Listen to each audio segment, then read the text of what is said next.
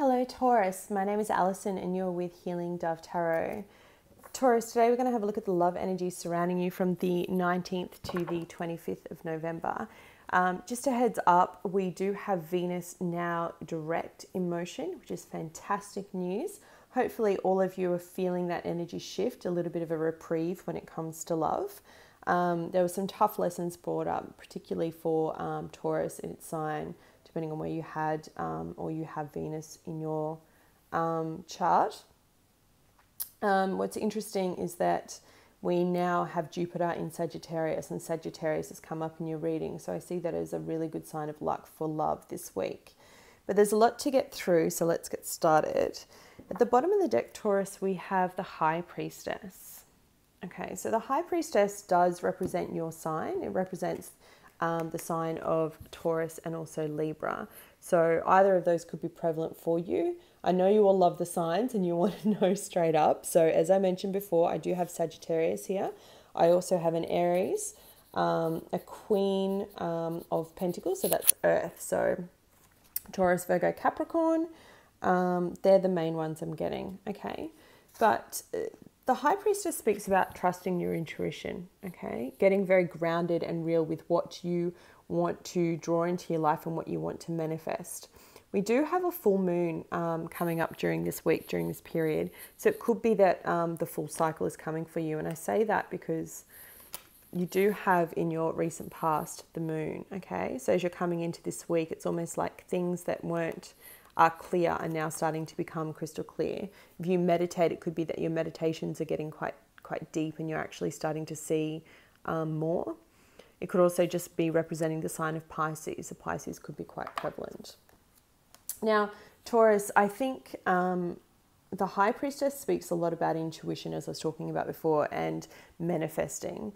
But what I always think when I see this card is that she's all-seeing, all-knowing, all-encompassing.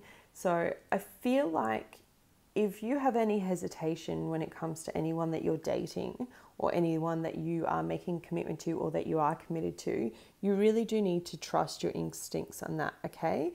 And I'm not talking about where we get into that stage where we're overthinking things. I'm talking about really trusting that deep gut feel that you just know instinctively that we sometimes ignore when we shouldn't. And the reason why I say that is because as we come into the beginning of this week, you have the Six of Cups coupled with the Three of Cups. So for some of you, it could very well be that you're finding out about a third person that's involved. For some of you that are coupled or dating, and I say that because we have the Six of Cups, the Three of Cups, and then the Five of Wands. And the Five of Wands speaks about arguing, petty arguments, okay? Now, the Three of Cups doesn't always mean, someone cheating, a third party in that sense. It could just be that someone from your past has come up. There's still a little bit of that lagging energy and your partner's not too happy about it, so you're kind of bickering. It could also mean that there's three people involved that aren't always sexual. It could be, their family, your family, a brother, a sister. You kind of get the picture, okay? But whatever it is, there's definitely three involved. And, the Six of Cups for me speaks very much about nostalgia. It speaks about past lives, that kind of soulmate card. It's like when you've known someone before. So I feel like you could very much be, as you're coming into this period, kind of torn between your partner and, let's say, family obligations, or your partner and work, or your partner and your friends, however it plays out. For some of you, it could very well be about, third-party interference. But I'm hesitant to say that. It would be a very small minority of you because I'm not seeing any of the other cards represent that, okay? But I do have to, give that out there. And it's back to what I was saying before about trusting your intuition, okay? I'm just the messenger of what I see and what I intuit. You are the reader of the tarot in relation to your own life, okay? So intuit it as it makes sense to you. But I'm definitely seeing that I feel like there's someone else involved in your connection, and whether that's you're just newly dating, I don't see it 100% as a romantic partner or competition. Now, it could be a I really feel like as the full moon comes in, which I think is depending on where you are in the world, it's either the 23rd or 24th, just before we end this week.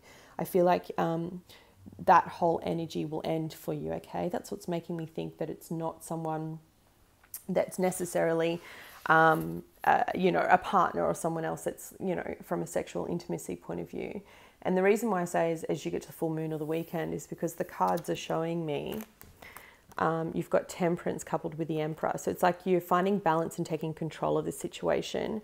And then I have the Two of Wands. So then it's walking on this brand new path, okay? I love the Two of Wands in love readings. I know that's like a lot of love, but I say that because for me, it's a very beautiful visual of kind of going in it together, going along the same path, right? You've kind of got like the two rods coming together, and for me that speaks about two energies really seeing eye to eye. And what I love about this card is that they're both on fire in this illustration, in this deck, right? It's like, yes, we're ready to take charge. And I really feel like if you've had issues, maybe you're living with your in-laws or something like that, and there's just, that nagging mother who's just like in your face, you're like, I have to get away for this ending of our relationship. And I say that because we have the Queen of Pentacles at the center of the reading. And look, it just could just be a female earth sign, but often the Queen of Pentacles is that very motherly, nurturing energy. So it could be that person that's just interfering in your relationships and it's time to move on, okay, Taurus? And I'm saying that because as you get to the weekend and you get through this energy, right, through this little hiccup, you have the Ten of Pentacles, which in a love reading, obviously Pentacles normally represent something solid, concrete, something in the tangible, not in the, the never-nevers. It's like something you can hold, attached to, it's real. For me, the Ten of Pentacles speaks about balance. It's even, it's give and take, but it's also very grounded energy. In terms of finances and money, it could just very well mean that you finally have enough money to actually move out of living with your in-laws and finding a place to get back together again as a couple, okay? Now, I know that's a very specific message, but I call it as I see it. For those that are completely dating and new, there could be a very strong male Aries that's in your life and older, and who's not an Aries, he could just be that boss kind of type guy. Some of you could be actually crushing or if not wanting to date your boss at work. And your boss could be giving you a little bit of favoritism, which is causing you a little bit of, challenges at work, like people are noticing and picking up on it. If that is you, just be careful, because I do see that if this person is married, I see that they have a really beautiful, loving, caring wife at home. So I don't ever judge. Sometimes there are connections that need to come through and they come through, but I try to have a mantra of not hurting anyone in the process of living my life, right? So just keep that in the back of your mind. All right, let's have a look. Additional guidance for singles. Please show me any additional guidance for single Taurus from the 19th to the 25th of November. What do they need to know?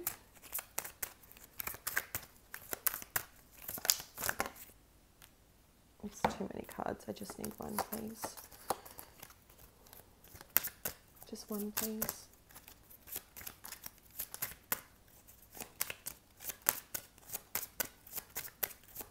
Just one card. There it is. And I'm going to take this because I kept seeing it, which is the sign of the Emperor again.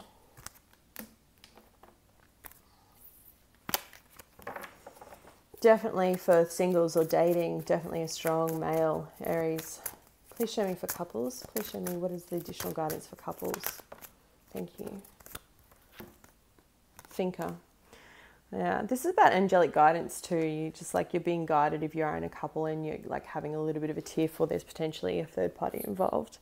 All right, let's have a look. I'll read for you from the book like I always do. So the card that popped out was all about your sacral chakra. So it could be that you're needing to give some attention to that or balance that. I'll read it for you exactly as it says in the book because it might have more impact. So obviously the key words are I want. It's about our sexual energy and also our creativity. Known as the sacral chakra, the second chakra is located 2 fingers below your navel and relates to emotions, desires, creativity, and sexuality. To activate this, visualize a glowing orange ball of energy in your belly area and see it spinning and sparkling. Feel joy as it grows larger and sends orange sparks out into the universe. By energizing the sacral chakra, you attract creativity, joy, passion, and love into your life. So it could be about manifesting the kind of connection that you want. And I think for some of you, we often forget the power that we have in drawing things to us, both good and bad, right? So keep your thoughts very positive, okay? And the card of lead, so it's the Major Arcana Emperor in this deck. It's really interesting that it came out twice, or that I kept seeing it in that bundle of cards that I put out, right? I only wanted one card, but I kept going, I can't ignore it, I need to read it. So the keywords are guide, prioritize, act, structure, effort, and reason. In matters of the heart, the energy of this card can both help and hinder. Examine the role that you play in your relationships. Do you take the lead and guide the direction of the relationship, or do you follow the other person? It's always a hard call, right? Who leads, who follows? If you lead, are you forcing your will on the other person? And if you follow, are your own needs being met? A solid relationship involves give and take, lead and follow. There has to be an even exchange of energy, and this is true for all relationships, not just your own. This card reminds you to guide but not dominate. Interesting. Okay, and for couples, the thinker, 44. Strategy, being analytical and logical are the key words. And the relationship message says, love is not logical, but when you choose a partner, it is good to have things in common other than desire. This is a time to weigh the pros and cons of your partnership. If there is enough common ground, go for it. If not, there are other fish in the sea. Ouch, that's harsh, isn't it? Don't force it to work. And should others tell you who they are, take them at their word. Now is not the time to indulge in fantasy. No matter what, in this case, the facts are the facts. Wow, Taurus, that's heavy. For some couples, it very well could be that there is a third party involved and you need to think about your next course of action. If you can, I think the key essential message here is for you to be analytical and logical and try and take emotion out of it. For some of you, it could be because there's children involved. All right, that was your reading for this week. I hope you found it helpful. Please like, share, and subscribe, and I'll be back with you next week. Take care.